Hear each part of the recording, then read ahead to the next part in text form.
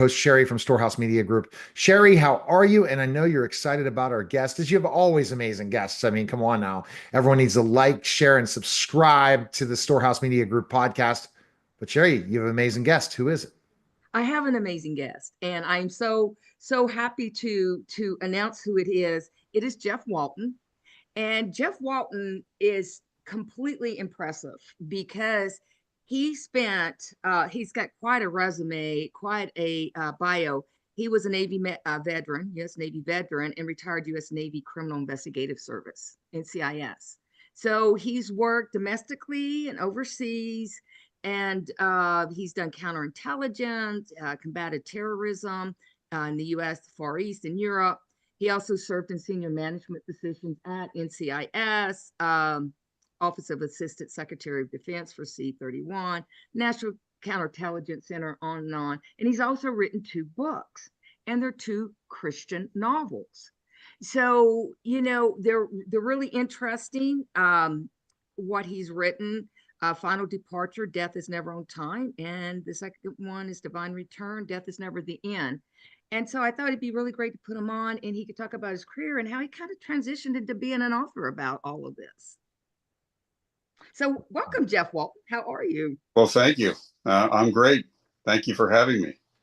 Yeah, it's great to have you. You were one of the first people that popped in my mind because I don't know, you're so accomplished and your goals are just admirable because you're still involved. You're still got your hands in stuff. You're still fighting crime even Yeah, after you've retired. yeah, that's true. And yeah, they say you can take the person out of law enforcement, but you can't take the law enforcement out of the person.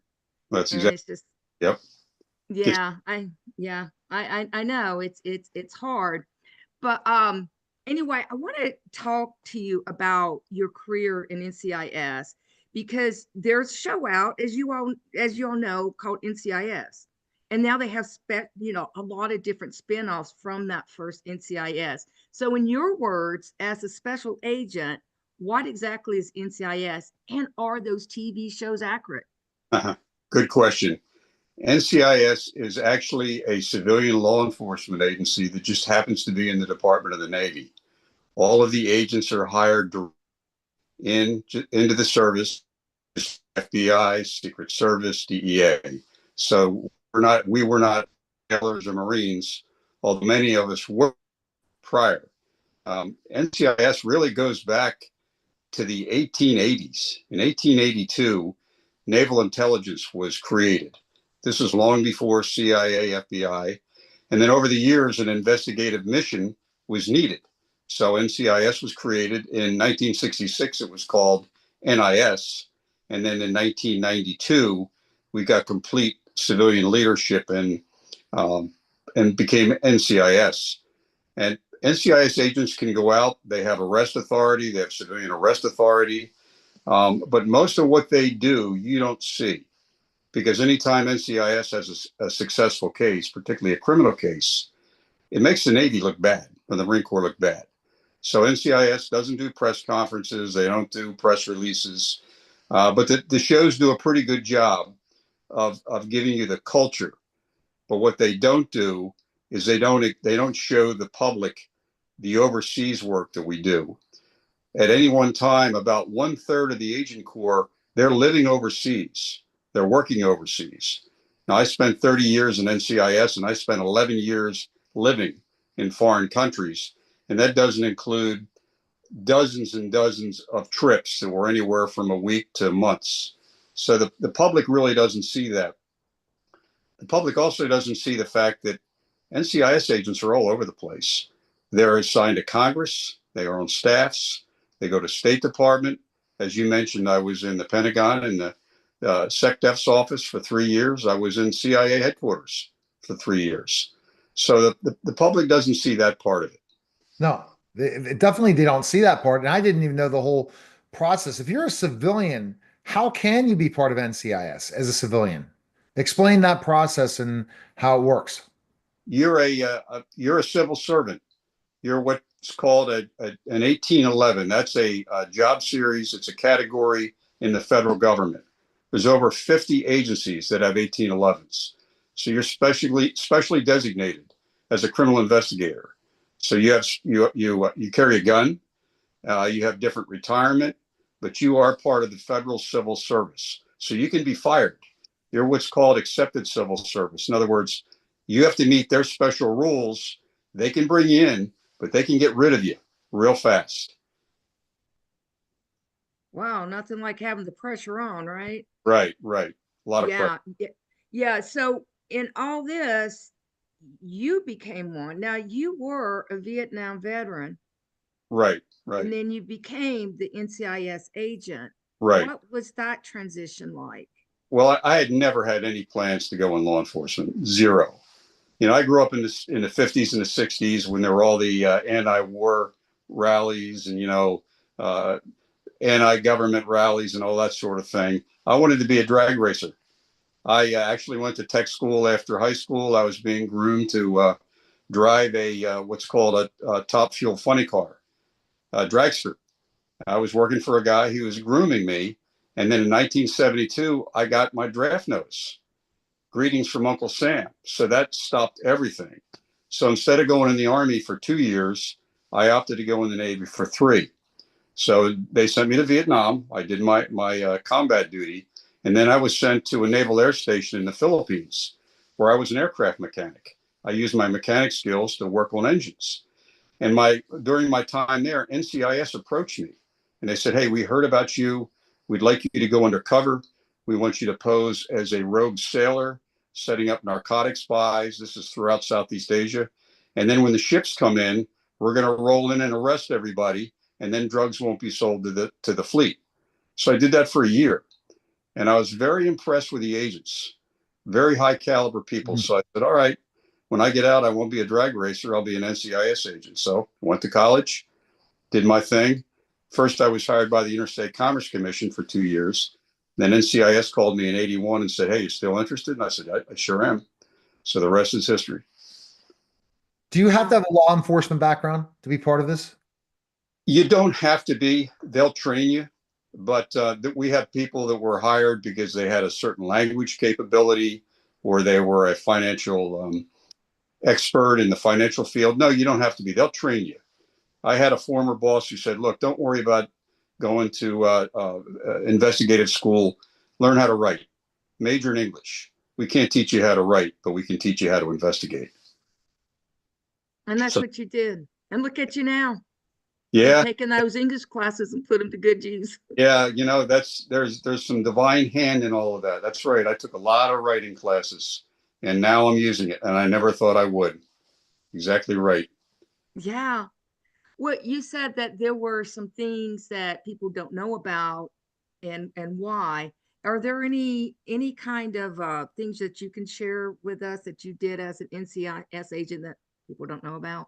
Yeah, and this is just the tip of the iceberg. I'll give you an example. No one ever heard about this case. In the early 80s, an attack submarine went on a mission, a special top secret mission, and that mission involved some very provocative operations in enemy territory.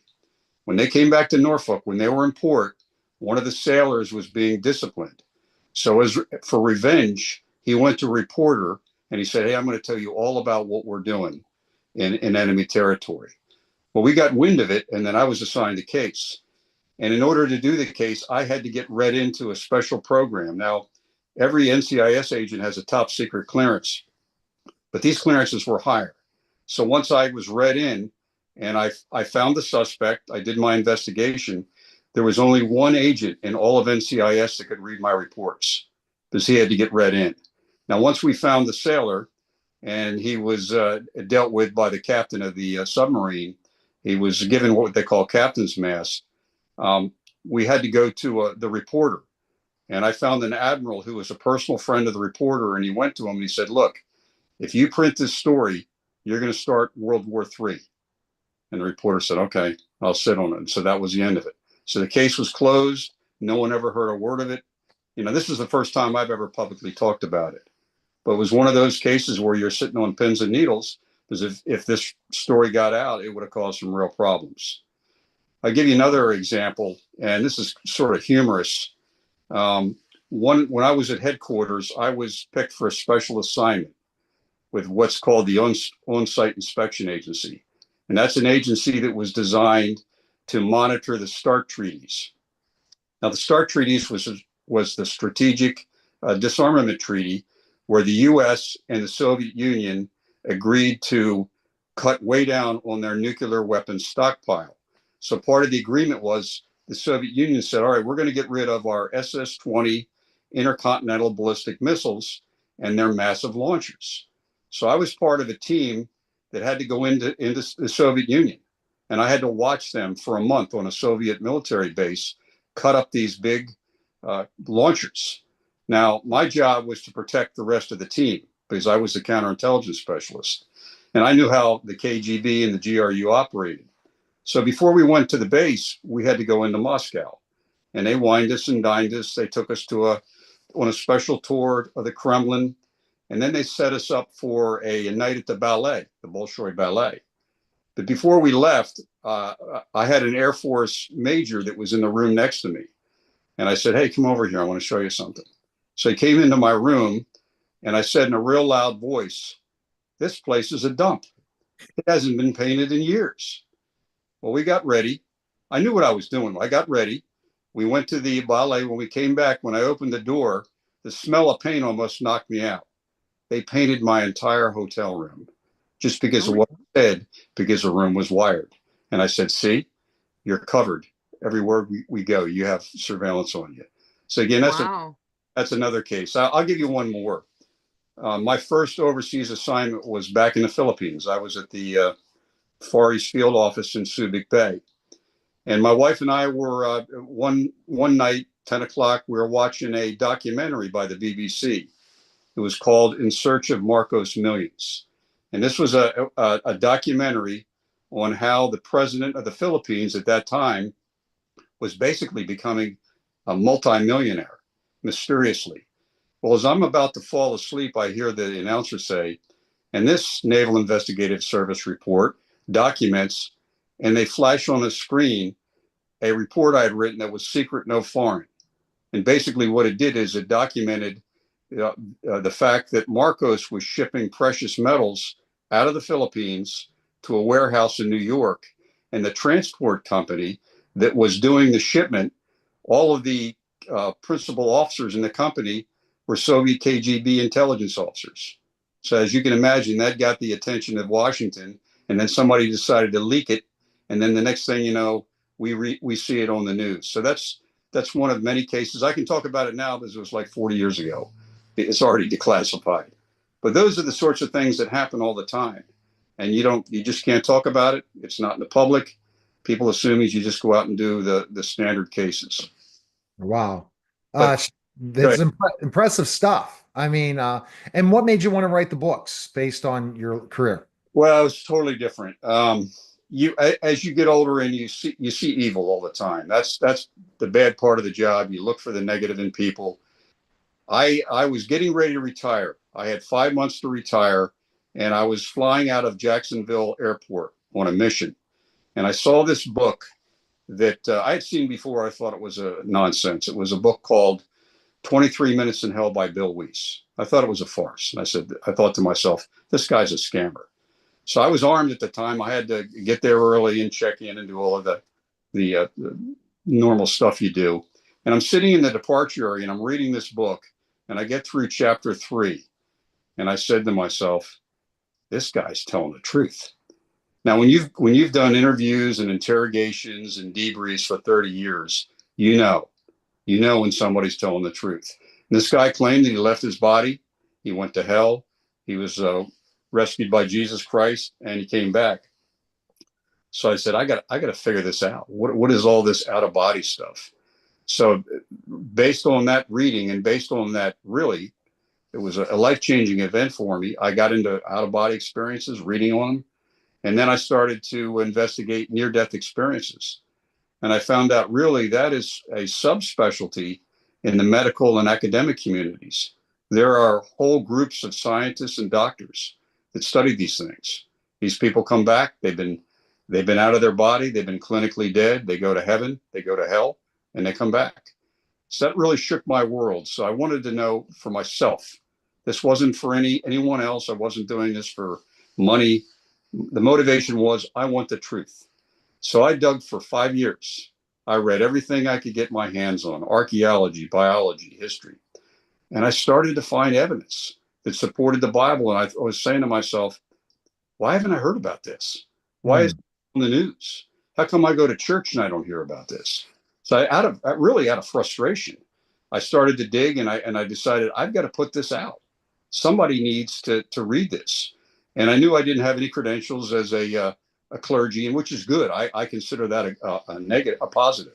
I don't want to be identified as a minister. I'm an investigator. But I take the facts and I put them in a story. I wanted to get people's attention. So I wrote a novel about a retired agent, NCIS agent. I used my own background. I used some of the old cases and investigations.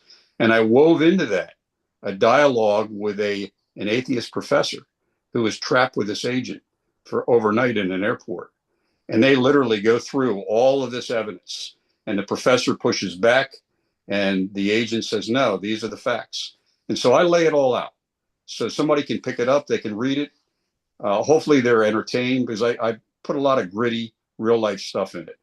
And then it's up to the individual who reads it to do further study, like I did. So that's where I'm at today. Wow. Sherry, that's impressive stuff, isn't it? It is impressive stuff. And, he wrote about what he knew. Yeah. He wrote about his career. He wrote about his research. And, as an investigator, he did a lot of research. Yeah. And got the facts. Yep. Down to where he was comfortable sharing them. So Well, I think that's just great. The two books again are Final Departure, Death is Never on Time, and Divine Return, Death is Never the End. So, that's, it was just, it was just impressive what he was doing. It's amazing. And how's the feedback been so far for your books? Actually, surprisingly good. I had never written a novel. I don't even read fiction, but I had to use that vehicle. I had some very good editors, and the first book, Final Departure, won 7 awards, which is heard of. It's not something I planned. I want people to know that it's a decent read. It's worth reading. It's not junk. It's written in a way that I think is entertaining. So they've done well. After I wrote the first book, I got a lot of feedback, and people said, hey, you can't stop here. What's going to happen next with the characters? So I did a standalone sequel. And so I really went into near-death experiences in the second one. And I also took a lot of material that I had developed during some part-time consulting work that I had been doing in some really dark areas that are related to the Christian faith and just evil and just mankind in general. And I wanted to get the information out. I changed the names to protect the innocent, but I want people to know what's going on behind the curtain that's happening in the shadows. We all know about human trafficking. Well, there's a lot deeper evils that are associated with that. There's been revelations about our own government going rogue and having mind control programs. There's all sorts of things, as we see in the news today, that are ongoing. And you scratch your head, why is this happening? What's the cause of all this? And I would say, looking at it from a 30,000-foot level, ultimately it's evil that's motivating these people that are doing all these crazy things that are against common sense, against good morals, good character. So that's all in the book. They're well received. I hope people pick them up. I also have a website. I do put out blog posts. People do interact with me. We've got people from South Africa, from the UK, people from all over the world write in and ask questions. So that's my mission. That's my job. Wow. Impressive stuff. Sherry, anything else you want to share? Well, are you going to do another book? Yes. Funny you All should. right. Yeah, the third book, this is going to be a hard pill to swallow for a lot of people. So what I've decided to do is shift to a nonfiction. And I've already interviewed some of the witnesses who clinically died and came back. And I'm taking select people that had very, very experience-rich near deaths. And I want to take what they saw and let them, in their own words, tell the public what they saw, what happened to them, what is the truth about the afterlife. And I want people to know there's a lot of overly positive preaching, if you will. People need to know the hard facts of what they face, and then they can make the decision on their own, how they're going to live, what they're going to believe. But I want to get the facts out, so that hopefully that'll be out by the end of the year, or at least be in the final stages of editing. Yeah, Wow. it's those hard facts that people Yep. have a hard time facing, Yeah, but they need to be told. I mean, yeah, they have to for everyone's own good. that's Um, exactly right. Yep. Yeah, they're. I'm sure I'm going to get a lot of hate mail. I get occasional pieces of hate mail now, but that tells you you're doing your job. There's an old Navy saying: if you're not making waves, you're not underway. And so, if you're not hitting a sore spot with some people, that means your writing is just bland and has no impact. So my job is to get people to think, to wake people up, and then at least if they have the information, they can make their own judgments, their own decisions. But there's a verse in the Bible that says, "My people die for lack of knowledge," and I don't want that to happen. I want people to know what they face, then they can decide how they're going to handle their life and make the decisions that they want to make. And it's great, kind of Jeff, a to have form another. of Yeah, go. Sorry. I was just going to say it's just a form of evangelism Mhm. that you do. Yeah, And I'm not affiliated with any church. I understand why people are turned off by the church. I understand why people are turned off by organized religion. There's some really good pastors, preachers, teachers, and there's a lot of ones that, quite frankly, should be in a different calling. I'll be quite honest. I listen to this stuff, and it's like going to a Chinese restaurant. You've heard it, and then you're still hungry. You just haven't. They just don't fill you spiritually because they don't deal with the truth. And the truth is not only good, but there's also bad. Yeah. There's another Bible verse: "Fear of the Lord, leads to all understanding." So a little bit of fear is good. We fear gravity. We fear Awesome. certain things in life. We don't give it a second thought. You don't dwell on it, but you know about it. You know about poisonous snakes. If you go for a hike in the woods, you know to have a stick in your hand and keep your eye out. That doesn't mean you fixate on it, but you got to know where those snakes are. All right, Jeff, best place people can connect with you. Where can they go? They can go to my website, which is evidenceforeternity.com. They can. I also have daily posts on Facebook and Instagram, little graphics and little videos. They can also contact me by email. I answer every email. jeffwaltonbooks@gmail.com. I will answer you. It may not be right away, but you will hear from me. All right. That was, and go to storehousemediagroup.com right now. Schedule call Sherry today as well. Appreciate it, guys.